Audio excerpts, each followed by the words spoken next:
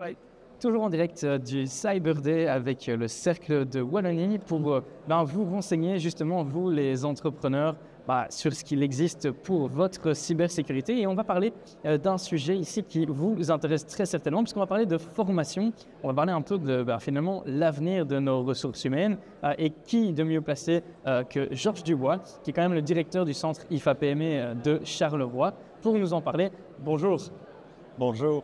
Alors, on va parler un peu de formation, mais on va peut-être remettre un petit peu en contexte pour celles et ceux qui, potentiellement, ne connaîtraient pas l'IFA-PME. Qu'est-ce qu'on y fait à l'IFA-PME ? Bien, donc l'IFA-PME est un centre de formation professionnelle, donc on apprend des métiers aux gens, tout simplement, et on apprend des métiers aux gens en alternance. Autrement dit, ça veut dire que, globalement, on apprend à marcher en marchant, on apprend un métier en le faisant, tout simplement. Et donc, la méthode chez nous, c'est que des professionnels viennent enseigner à des jeunes ou à des adultes 1 ou 2 soirs semaine, ou la journée pour les jeunes. Et à côté de ça, les jeunes travaillent en entreprise et apprennent ainsi leur métier. C'est ça. Et alors, on connaît beaucoup l'IFA-PME sur ces parcours de formation un peu classiques comme la menuiserie, comme l'électricité, etc. Mais on a tendance à oublier que depuis quelques années, si je ne me trompe pas, déjà, l'IFA-PME se développe sur la question de la cybersécurité, en tout cas même plus globalement sur l'idée du numérique. Alors, qu'est-ce qu'on fait un petit peu dans les centres de formation à ce sujet-là et où est-ce que ça se trouve ? Bien, en tout cas, chez nous, le pôle numérique, comme on l'appelle, numérique et digital, est situé à 6K E6K. Autrement dit, on profite de l'écosystème à 6K E6K. Donc, on forme à 14 métiers différents, dont le conseiller en cybersécurité. Et ce sont des métiers qui concernent les réseaux, l'image, le digital ou la cybersécurité. Et donc là, aujourd'hui, le sujet d'aujourd'hui, on va vraiment se focaliser sur la cybersécurité et ce que vous y faites, en tout cas avec l'IFA-PME, parce que la cybersécurité est donc bien une option de formation au centre IFA-PME qui a déjà son petit succès. Il y a déjà une bonne 50aine de personnes qui ont suivi la première cohorte et ça ne fait que commencer. Oui, tout à fait. Donc en réalité, c'est une formation en 2 ans, à raison de 2 ou 3 soirs semaine. Pour l'instant, ça s'adresse à des adultes uniquement. Et ces personnes doivent faire un stage en plus, et le stage est obligatoire en 2e année, les facultatifs en 1re année. En 2e année, c'est minimum 180 heures de stage pour apprendre le métier. Et effectivement, vous avez raison, aujourd'hui, on a une liste d'attente de 25 personnes qui attendent à ce qu'on ouvre une nouvelle session pour pouvoir s'inscrire. Il y a une véritable recrudescence, Georges, sur justement cette question-là, une recrudescence de l'intérêt des apprenants pour la cybersécurité ? Oui, c'est-à-dire que les personnes qui s'inscrivent chez nous sont, pour une bonne moitié dans ce métier-là, des personnes qui ont choisi de changer de métier. Il y a des personnes qui sont ici d'ailleurs, qui ont terminé. Il y en a un qui était guide touristique, par exemple, un autre était chef de chantier. Et ces personnes ont choisi de se reformer en cybersécurité. Et donc, ça les intéresse évidemment que les cours aient lieu le soir, etc., puisque ça leur permet de continuer à exercer leur métier. Et donc, effectivement, il y a un engouement. Il y a un engouement qui est lié d'abord au fait qu'il y a une garantie d'avoir un emploi, quand même.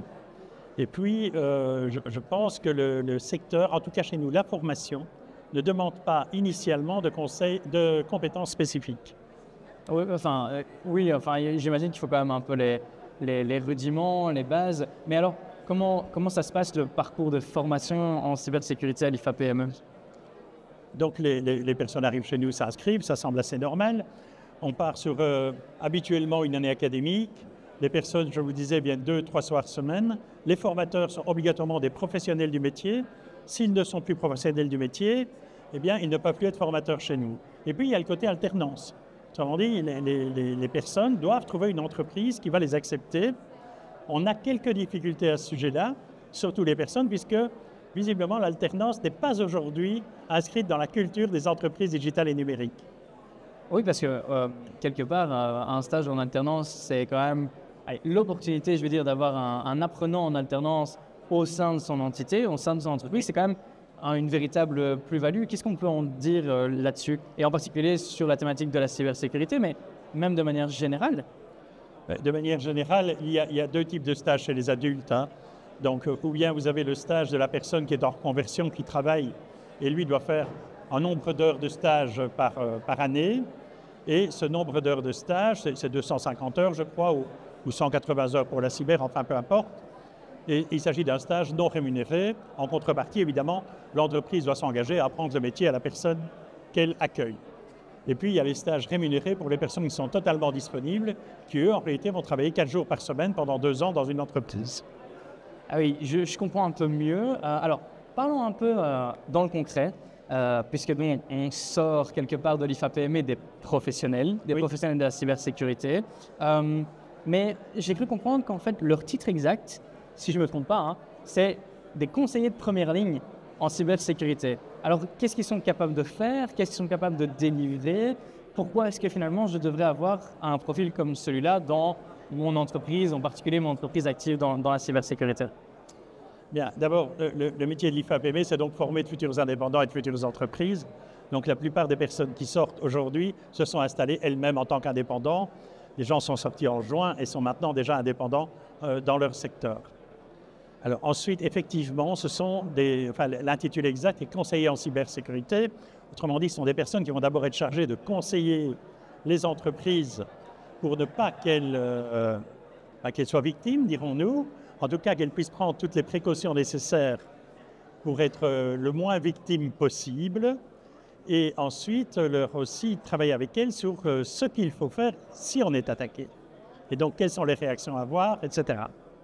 Et alors, est-ce que vous observez, parce que je pense que la cybersécurité a le vent en poupe, en tout cas auprès de nos jeunes professionnels, ou moins jeunes d'ailleurs, qu'est-ce qu'on trouve en termes de proportion? Vous m'avez parlé de reconversion, donc des personnes en reconversion professionnelle. Vous m'avez parlé aussi d'apprenants, pas des gens en reconversion. Je ne sais pas comment on les nomme d'ailleurs à l'IFAPME. Est-ce que c'est des primo-apprenants ou je ne sais pas. Mais c'est quoi la proportion? Et moi, ce qui m'intéresse en particulier, c'est quelle est la proportion de personnes en reconversion professionnelle au sein de l'IFAPME?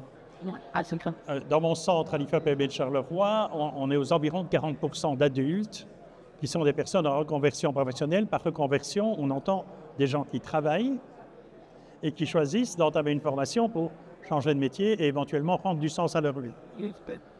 Donc, par contre, on a assez peu de demandeurs d'emploi au sens strict du terme, mais simplement parce que nos formations sont généralement des formations longues et les demandeurs d'emploi, souvent, visent des horizons à plus court terme pour retrouver un emploi de façon plus rapide, tout simplement. En fait, ça, je ne suis pas certain qu'on en ait déjà parlé, mais ces formations, elles ont lieu, à l'IFAPME, certes, elles ont lieu sur tous les sites de l'IFAPME, seulement à Charleroi. Où est-ce que je peux, moi, me former à la cybersécurité? Ou moi-même chercher des apprenants en cybersécurité auprès de l'IFAPME? Donc non, ce n'est pas uniquement à Charleroi, j'aurais voulu, mais non, malheureusement. Et donc c'est aussi chez nos collègues liégeois, chez nos collègues namurois, ici à côté. D'ailleurs, je pense au Gate à Mont-Saint-Guibert. Je pense qu'il y a une formation en cybersécurité. Je pense qu'il y en a aussi une à Tournai et une dans le Luxembourg. Oui, donc c'est quand même particulièrement développé. C'est pas juste un petit projet pour votre entité. Mais alors, c'était quoi l'élément déclencheur? À quel moment l'IFAPME s'est dit, OK, on va créer un système de cours, parce que je ne pense pas que celles et ceux qui nous écoutent aient conscience du temps que ça prend de mettre en place une nouvelle formation dans une entité comme la vôtre. Qu'est-ce qui s'est passé? C'est quoi l'histoire de ce programme finalement? Ça veut dire que l'agilité et la réactivité sont deux caractéristiques de notre modèle. Et simplement l'histoire de ce programme, je vous l'ai dit, nos formateurs sont des professionnels et donc ce sont eux qui nous ont suggéré, qui nous ont dit il est peut-être temps de faire quelque chose là. Il est peut-être temps d'ouvrir quelque chose. Et on en parlait tout à l'heure avec certains d'entre eux. Aujourd'hui, on a une section de conseillers en cybersécurité. On a par ailleurs presque 2000 autres adultes qui sont occupés à se former. Je parle dans mon centre. Au niveau de la totalité de l'IFAPME, c'est bien plus. Et donc, le projet, dans ce cas-là, c'est en tout cas de conseiller, d'initier, de sensibiliser, va-t-on dire, toutes les personnes qui sont chez nous à la problématique de la cybersécurité. Oui, donc c'est ça, mais on a vraiment vu une évolution, en tout cas de la demande, quoi.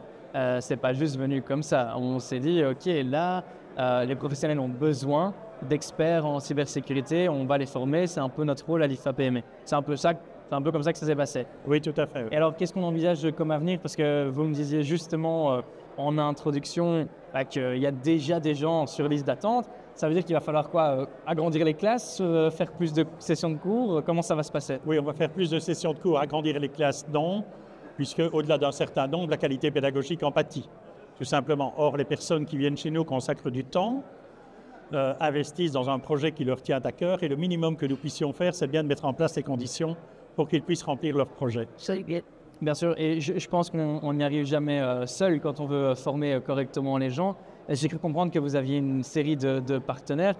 Vous parliez d'Assisca, qu'on connaît bien, parce qu'on a quand même pas mal d'événements là-bas avec le Cercle de Wallonie, et puis c'est un peu là où tout se passe pour le moment, en tout cas. C'est quoi les relations que vous avez avec ce genre de partenaires, par exemple? Est-ce qu'ils vous apportent du savoir, juste des infrastructures? Comment est-ce que ça structure finalement l'ensemble des partenaires de l'IFA-PME sur une classe comme ça, en fait, sur le cours de cybersécurité? Dans un premier temps, effectivement, on partage de l'infrastructure. Et donc, on fait des économies d'échelle simplement en termes de locaux, en termes de matériel. Dans un second temps, la volonté que nous avons et le projet que nous avons est de conduire, à augmenter notre capacité à construire pour chacun des parcours individualisés en fonction de son projet, sans tenir compte des opérateurs. Et donc, on pourrait avoir des parcours multi-opérateurs avec des opérateurs qui auraient la modestie de reconnaître que ce que font les autres est bien aussi. Je comprends tout à fait. Et on va parler un peu de vision maintenant. La vision de l'IFA-PME, c'est quoi votre vision pour la cybersécurité, le secteur du numérique dans la formation? Est-ce que il y a une demande, on y répond avec agilité, comme vous l'avez dit, ou est-ce qu'au fond, il y a un agenda de l'IFA-PME qui concerne le numérique, la cybersécurité et tous ces sujets? Je ne peux pas vous répondre pour l'IFA-PME, je peux vous répondre pour mon centre. Dans mon centre, on a effectivement un agenda. Donc, l'endroit où nous nous trouvons est un lieu de réindustrialisation. On arrive en industrie 4.0. Et donc, notre projet, je vous ai dit, aujourd'hui, on arrive à 500 personnes. Notre projet, c'est 1000 personnes en 2028 dans ces secteurs-là. Et donc, nous savons qu'on va encore devoir élargir notre offre et qu'on doit constamment retravailler les programmes puisque le secteur évolue constamment. Alors, j'ai bien compris qu'il y avait de plus en plus d'apprenants qui veulent soit se reconvertir, soit simplement se former sur ces sujets-là au sein de vos entités. Puis de la partie entreprise, puisque finalement l'IFA-PME, d'accord, vous ne formez pas des professionnels pour rentrer dans les entreprises, vous formez des futurs indépendants, et ça c'est important de le préciser. Mais tout de même, tous ces gens qui sortent de vos classes ne finissent pas tous indépendants. Il y en a qui profitent justement de la chance que vous offrez de pouvoir se former sur ces sujets-là. Mais après, il faut qu'ils trouvent où s'épanouir. Est-ce qu'on observe le même engouement dans les entreprises de ce que vous voyez par rapport aux professionnels de la cybersécurité? Mais je vous le disais tout à l'heure, donc on doit d'abord les apprivoiser et savoir que les entreprises doivent savoir que ça existe. Vous le disiez vous-même tout à l'heure. Certains pensent qu'on continue à faire que des boulangers, que des bouchers, que des restaurateurs. Ce n'est pas exactement le cas.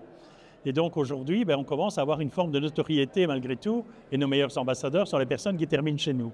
Alors c'est vrai, nous on forme des gens pour qu'ils deviennent indépendants. Une partie d'entre eux deviennent salariés. Il n'y a aucune obligation de devenir indépendant, même si ça reste notre vocation. Et d'autre part, aujourd'hui, on remarque que les créations d'entreprises qui se réalisent, les réindustrialisations des villes, par exemple, à Charleroi, on est bien placé pour le savoir, aujourd'hui, ne rencontrent pas les profils qui sont nécessaires à leur propre implantation et à leur propre croissance. Et donc, je pense que notre devoir, c'est aussi de répondre à ça. C'est de répondre à ça, et puis ça me permet aussi de faire la transition. Quel message aujourd'hui vous avez envie de faire passer aux entreprises, aux entrepreneurs qui nous écoutent aujourd'hui sur la thématique du jour, sur le Cyber Day? Il y a un double message.